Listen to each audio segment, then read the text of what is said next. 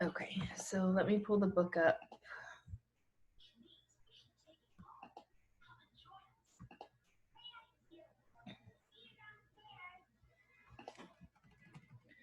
All right, so we're gonna try 3-45. I actually want you guys to try it, at least kind of try to get started. These should be a review from Math 1.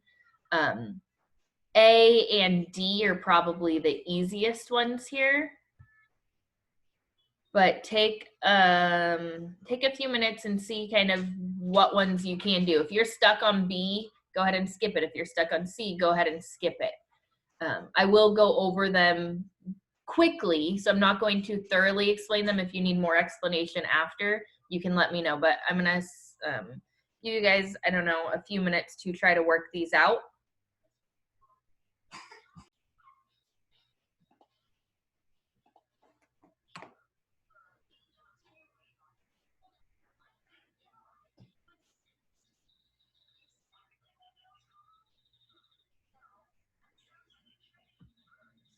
Okay, so here on part A, so again, I'm gonna go over these kind of quickly.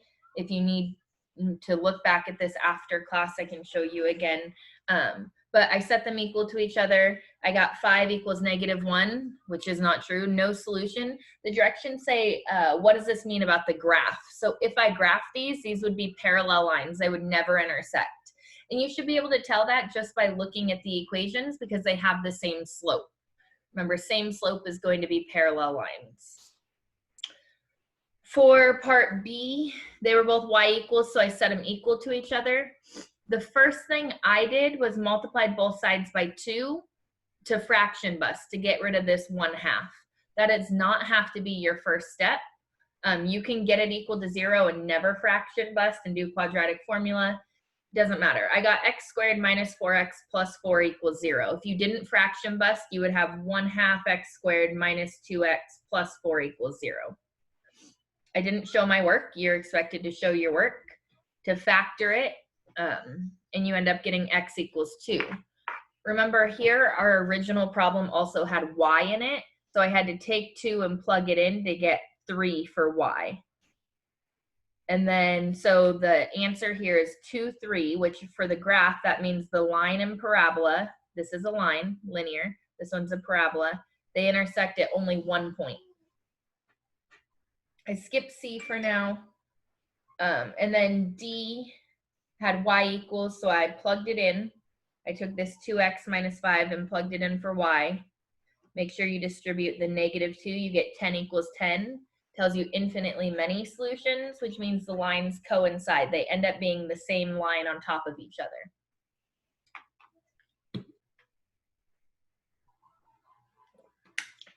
Part C, you have a couple of options. Personally, I think the easiest is to take y squared and plug it in for x here. You know what x is, so you can take it and plug it in, or you know what y is and you can plug it in here. So I'm going to show you 2 different ways. I could take x minus 2 and plug it in for y. You'd have x minus 2 squared equals x. Again, I take this, plug it in for y. Or I have y equals y squared minus 2. This way, I took this y squared and plugged it in for x, because that's what x equals. For this one, I took the y minus 2 and x minus 2 and plugged it in. So either way, I kind of plugged in one of those 2. It doesn't matter which one of these you solve. Both of them are quadratics. On this direction, this way, you have to make a box for your first step. So I think this one's a little bit harder, and not harder, it just has a couple more steps to it. But you would make a box, then get it equal to 0. So I'm going to solve it this way, but again, you should get the same answer either way. So 0 equals y squared minus y minus 2. if I subtract y on both sides, if I factor it, y plus 1 times y minus 2.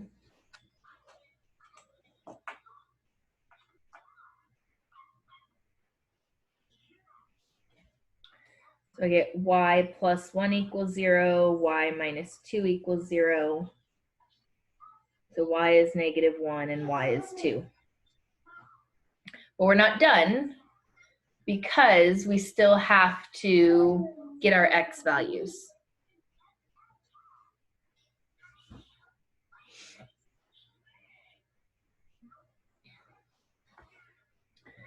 So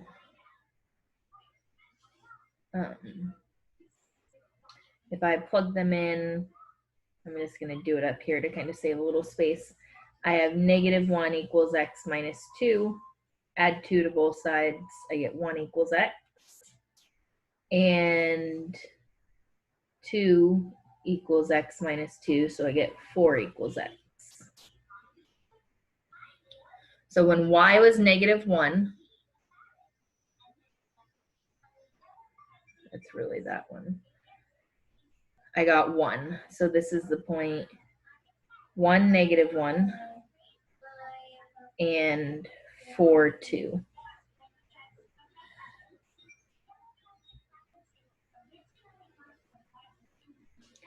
So this tells us there's 2 intersection points.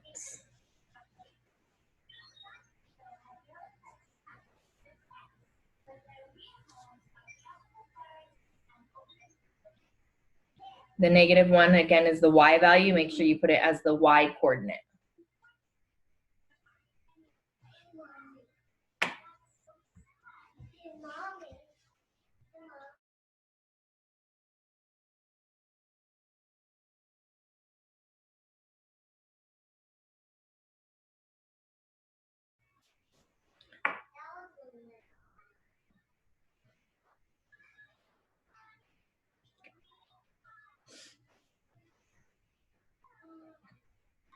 Okay, so on 46, we have the system of equations x squared plus y squared equals 25.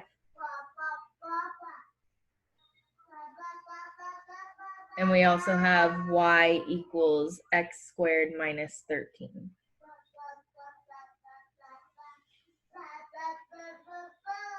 So this bottom one, so this bottom one, yeah, y equals x squared minus 13, we should know that that's a parabola. And then x squared plus y squared equals 25. Hopefully we remember that that's a circle. So part A says, how many solutions do you expect this system to have? So if you think about a parabola and a circle, how many solutions could it have?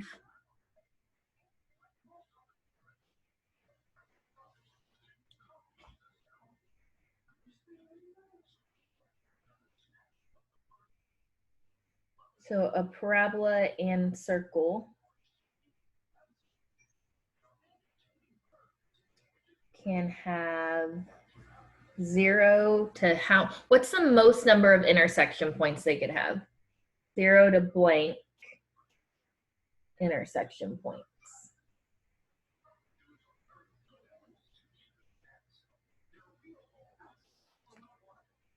So what do you guys think? A circle and a parabola, what's the most number of intersection points they could have? What's the greatest? You can type it in the chat.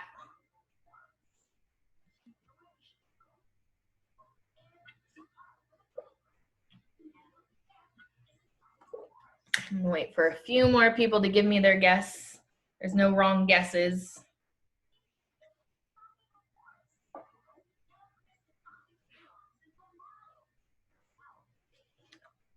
So, and we can kind of come back to that. I'm just gonna kind of show a picture of each one. We could have a circle and a parabola that don't intersect. I should have made those farther apart. We can have a circle and a parabola that intersect at one point. we could have 2 points. Is it possible to have 3?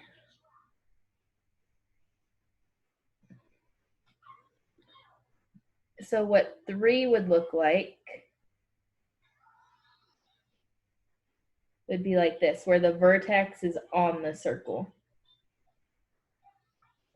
And then we could also have 4.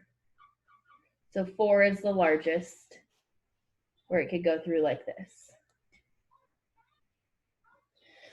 So we know a circle and a parabola can have up to 4 intersection points. And then, so we're going to try to solve this by graphing. And I did not leave enough space here because I don't really want to scale it. So I'm actually going to flip the page. So I'll give you a second. We're going to graph this. I'm going to make my y-axis quite large. I don't want to scale it. I just want to count by ones, and I want my y-intercept to go to -13, or my y-axis.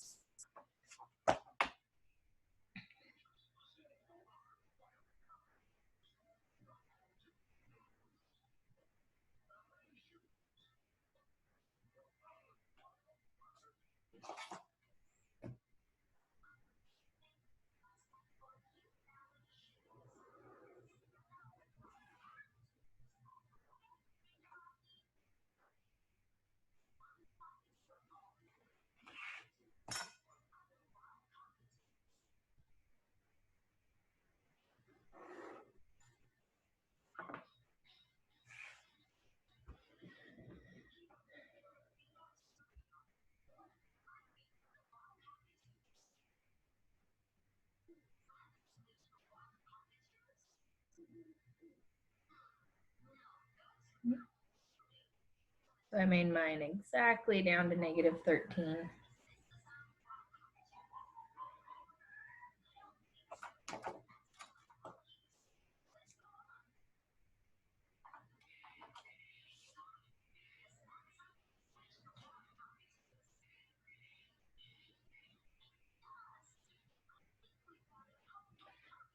So for a parabola, when our a value is 1, we already know this is our vertex. That's our y-intercept, because this is just a standard parabola shifted down 13.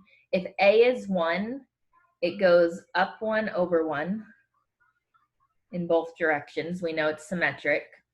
Then we go up 3.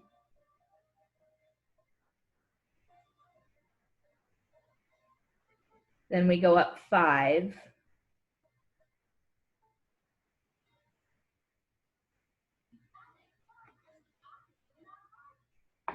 And we could always just kind of plug numbers in. Like if I plug in 3, 3 squared is 9, minus 13 would give me -4. But the height of these kind of like our slope triangles, this one was 1, 3, 5, the next one would be 7. Or if I plug in 4, 4 squared is 16, minus 13 would give me 3. So at 4, I'm up here at 3. And if I plug in 5, 25 minus 13 would be 12 is off my graph.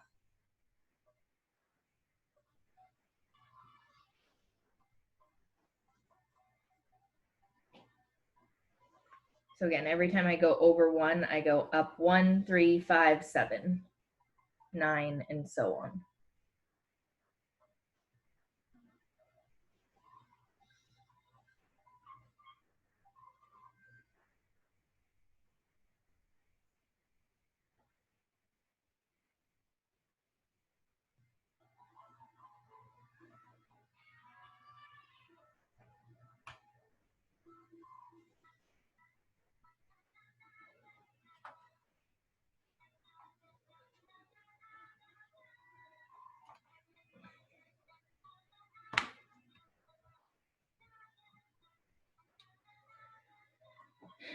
So x squared plus y squared equals 25, we should recognize as a circle.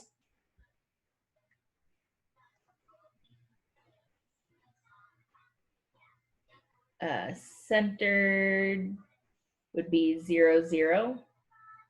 and then the radius would be 5. Sorry, my lighting's not very good. I wrote this in a different color, but so the radius is 5. So we go up 5, down 5, right 5, and left 5.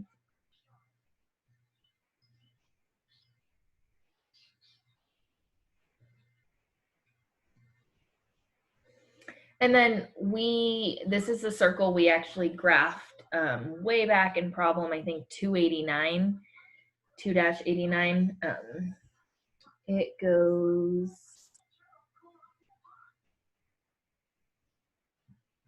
like this. I have to turn my paper to make it a little more circle-like.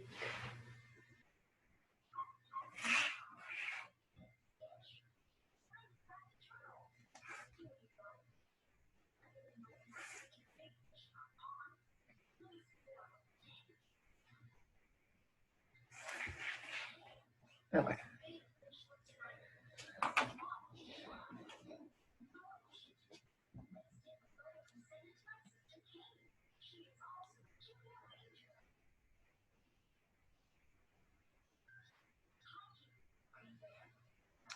So from our graph, while you guys are finishing sketching it, you can tell that we have 4 intersection points here.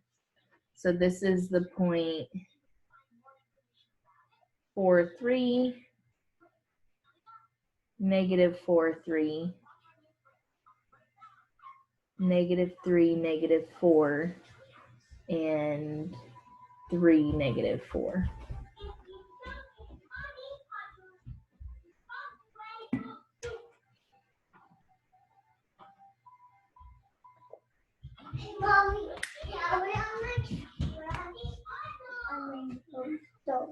Oh, good.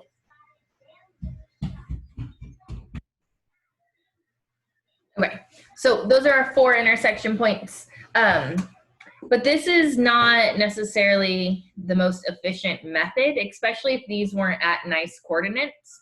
So we're also going to do it algebraically. So to do this algebraically, most people, when they look at this, just from what we do in algebra, we would say, oh, well, we have y equals, so I'm going to plug this in. I'm going to show you kind of the problem with that. So I'm just taking this, I don't want to rewrite the whole thing. I would have x squared plus y squared equals 25. So then x squared plus y squared equals 25, but instead of y, I would write x squared minus 13. Here's the problem with this, and you can do it this way, it just comes out pretty ugly. You have to make a box here with x squared in it, and you're going to end up with x to the 4th. So this would be a box. I'm just going to kind of show you, and you would end up with x squared plus x to the 4th minus 26x squared plus 169 equals 25. So again, that's what it would look like, because we would make the box right there, and then we could combine like terms, and it's ugly. So what you want to do here, or this bottom equation is y equals x squared minus 13. We can add 13 to both sides, and we get y plus 13 equals x squared.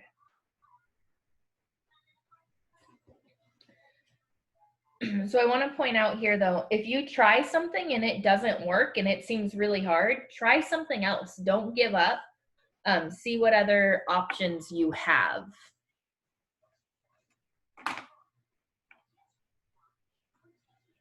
So by doing this, again, this was my bottom equation.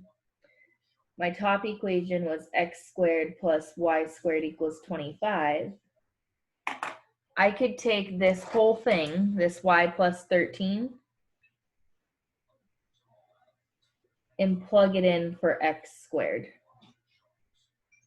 because that's what x squared is equal to. So if I plug that in there, I have y plus 13 That whole thing is x squared. You don't have to square it because it was already equal to x squared. Plus y squared equals 25.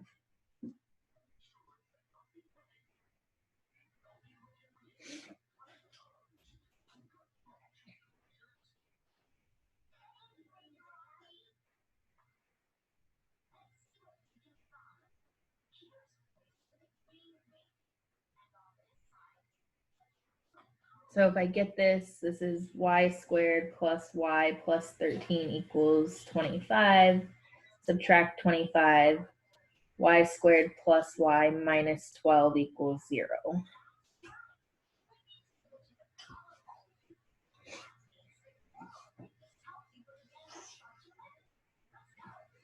And this is going to be easier for us to solve than this would have been with x to the 4th in it.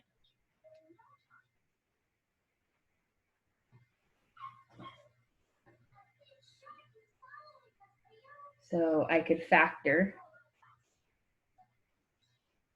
By now, I expect most of us to be pretty confident at factoring. If you need practice with it or review, let me know. But I'm not going to take time to review that here. So I'd have y plus 4 times y minus 3 equals 0.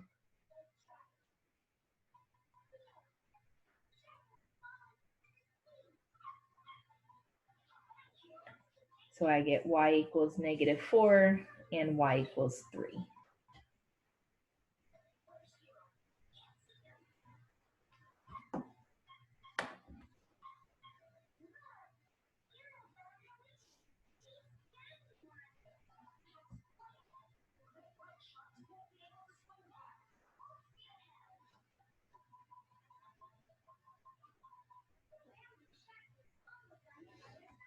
Again, we're not done. We already know what our answer should look like. We need to have 4 answers. We have 2 y values, so we plug them in.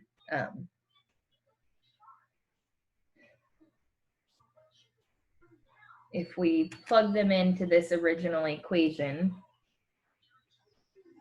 so if y equals -4, I would have -4 equals x squared minus 13. Add 13 to both sides. 9 equals x squared. So here we should know x equals plus or minus 3. So this gives us the point 3, -4, and -3, -4. When y was -4, we got 2 different x values. And then if y is 3, same idea. 3 equals x squared minus 13. So 16 equals x squared. And x equals plus or minus 4. So 4, 3, and -4, 3.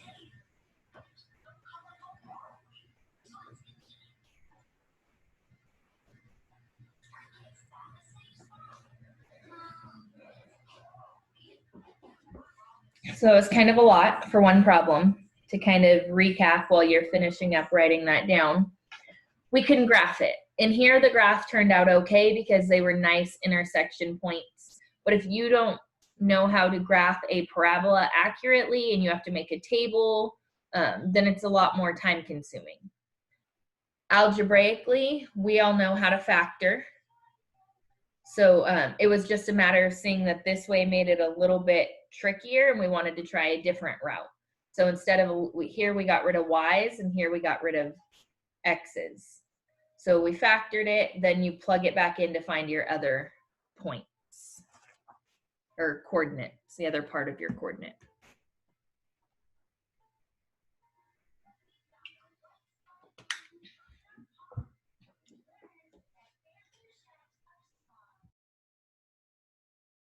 Okay, so here on problem 57, it says, lucky you. You are a new college graduate and have already been offered 2 jobs. Each job involves exactly the same tasks, but the salary plans differ as shown below.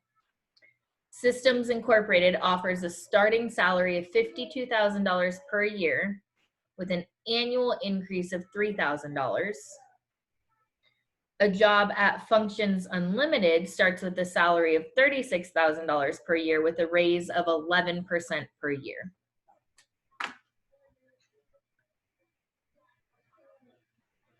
So Systems Incorporated, we need to write an equation for both of these. Basically, we're writing our system of equations from a word problem. They start at $52,000 with an annual increase of $3,000. So what that's going to be is linear because it's an annual increase. So it's going up $3,000 every year. So your equation for Systems Inc. would be y equals 3,000x, that's your growth or your slope, plus 52,000.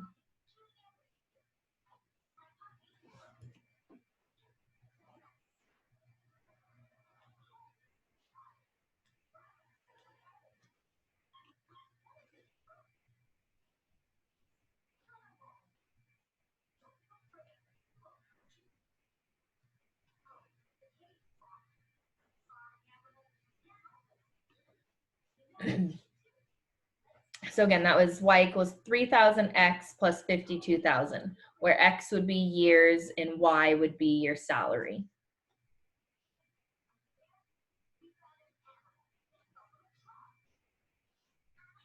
But for Functions Unlimited, you start at 36,000 with a raise of 11% per year.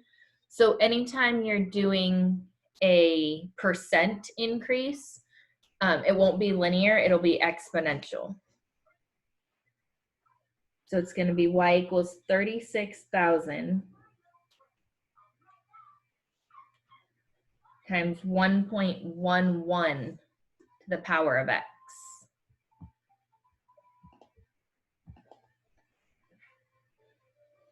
So an 11% increase, you go up, just to kind of remind you, 11% increase, you would do 100% plus 11%, give you 111%, which is the same as 1.11. So that's where our multiplier of 1.11 comes from in that problem.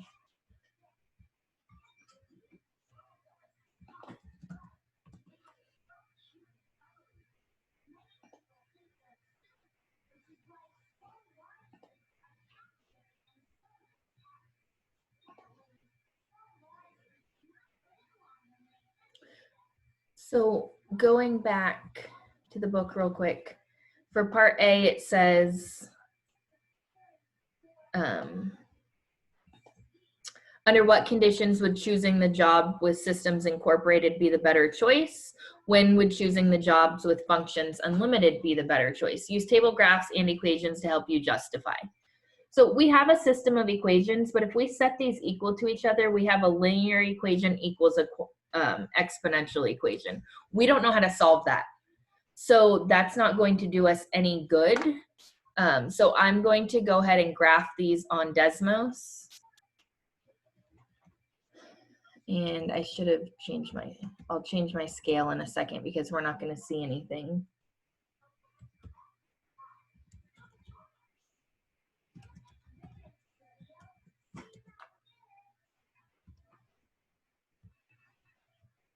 So to change your scale, you can click on the little wrench. So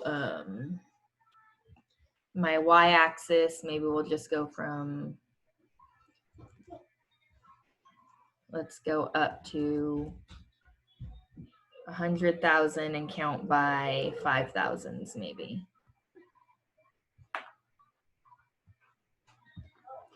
So we can kind of see right here, and we can sketch this too. Our linear equation, so go ahead and sketch those real quick. And it doesn't need to be, just kind of label your y-axis would be the most important thing to label, I think. And again, that doesn't mean label, that just would be label your y-intercepts, which we should already know. This one's at 36,000 and this one's at 52,000.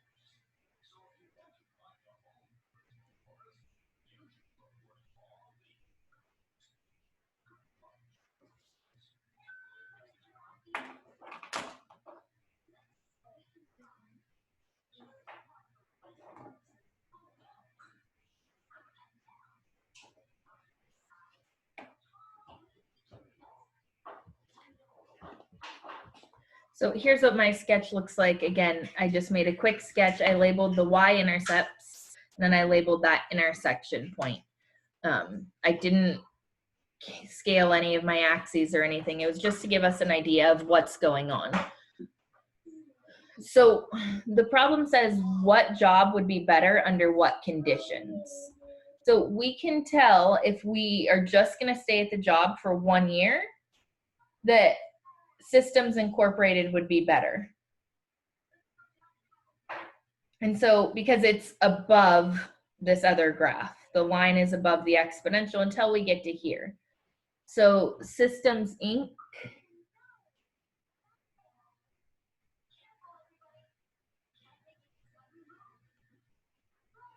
will pay more for the first 6 years.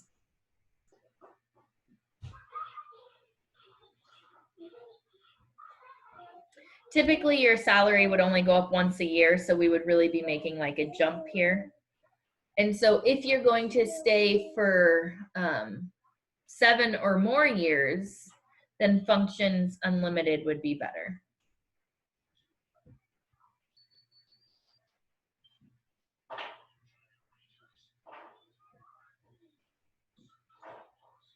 And you can tell it would be growing up faster. But if this is just a job and you don't plan on staying very long, then you'd probably want to take this first option. But if this is your career where you want to retire, you'd want to start with a lower salary because in the long run, you would make a lot more money.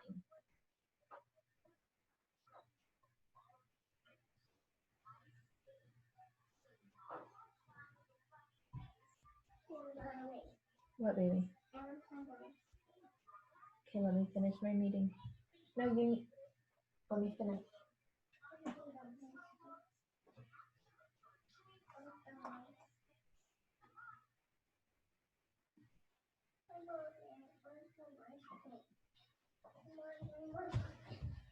Hopefully that makes sense. Again, comparing, we couldn't have solved this algebraically because we wouldn't know how to. So just by graphing them on Desmos, looking at that intersection point, we can see this one is greater, it's above it, and then your exponential becomes the better option in the long run.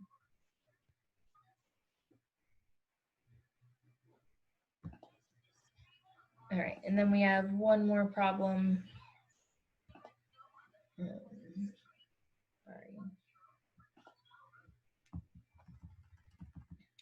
So 3-58 is your standard Math 1 type problem, but I know we often struggle with word problems, so we wanted to go over it.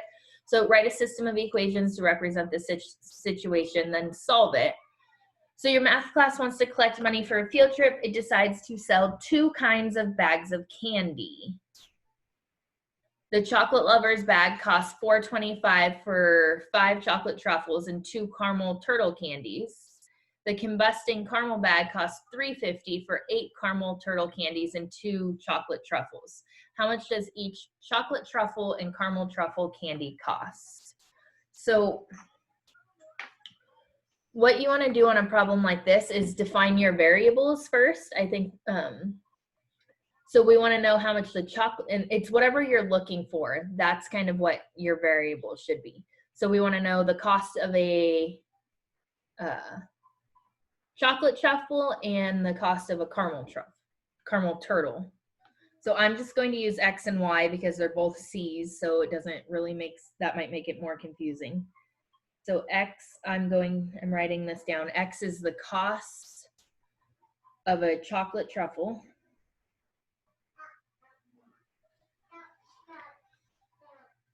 And some people might just write chocolate truffle and that's fine, but make sure you know that you're talking about the cost and not how many.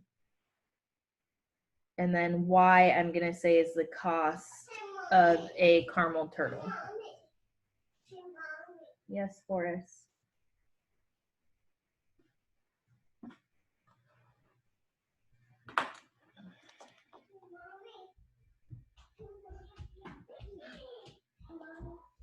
So that's how I define my variables.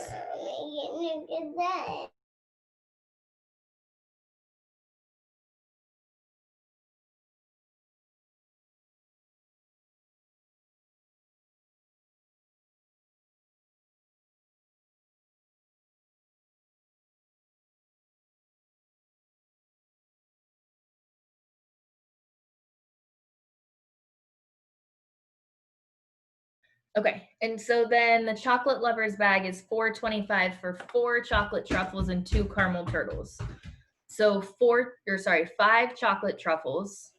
So that's going to be 5X plus 2 caramel turtles, so plus 2Y, and that cost is $4.25.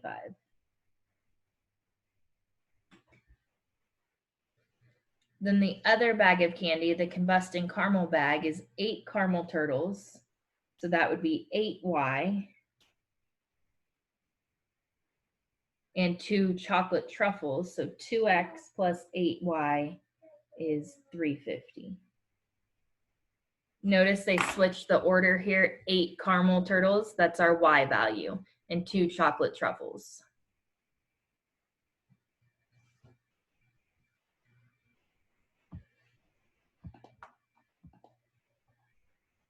So this is our system of equations. 5 chocolate, 2 caramel is $4.25, or 2 chocolate, 8 caramel is $3.50.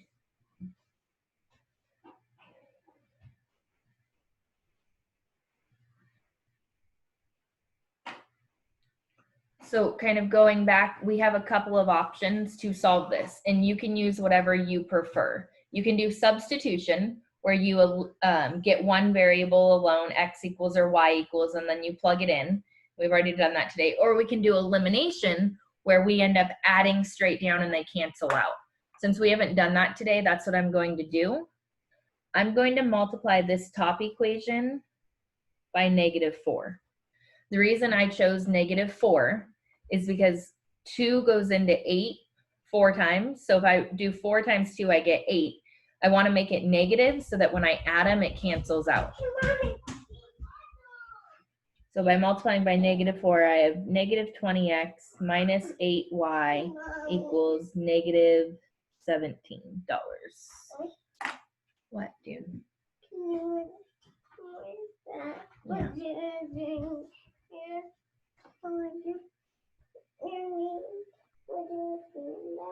Mm-hmm. So then I'm just going to rewrite this one so it lines up.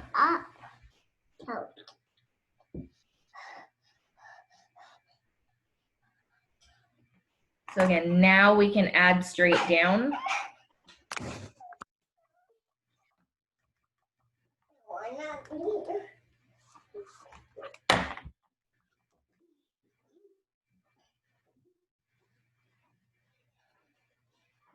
And we get -18x equals -1350. Stop. So again, the reason I multiplied by -4 was to get my y's to cancel out. Again, this should hopefully be review. And I get that x is 75 cents. So we can see that a chocolate truffle is 75 cents. Then we take that and we plug it in. It doesn't matter which equation you plug it into, but you plug it into one of your original equations. So 2 times 0.75 plus 8y equals 350. 75 cents twice we know is $1.50 plus 8y is 350. Subtract that $1.50. 8y is equal to $2. Divide by 8, and we get y equals 50 cents.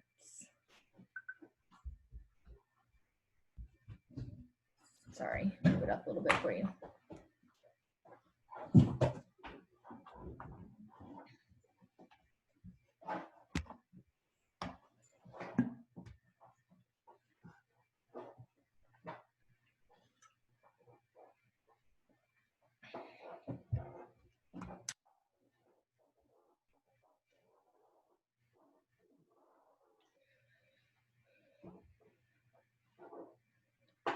Okay, so to recap kind of what we did today, we went back to our kind of math 1 system of equations, same slopes or parallel lines, no solutions. Infinitely many solutions means it's the same line. Or we could have systems of equations intersect at 1 or 2 points. Then we looked at a circle and a parabola, and it was, and we saw that those can have up to 4 intersection points. So same process, substitution, we end up factoring. And then we looked at a system of equations that was nonlinear and not a quadratic. So we don't know how to solve exponential equations for the most part. And we could see kind of by looking at the graph, we could find the intersection point and make a decision based on a word problem. And then we also went back to just a standard math 1 word problem where we had to write equations and solve. So just a lot of systems of equations today, mostly review and kind of tying some of that newer stuff in with it. So that's all we have for today. Your test for chapter 3, just kind of giving you a heads up, is next week on Thursday during class. And we'll talk more about the expectations and how it'll be a little bit different as we get closer. Your homework tonight is 60 to 66. If you have homework questions or want to stick around, you can. Otherwise, I will see you tomorrow at 10 a.m. You are free to go.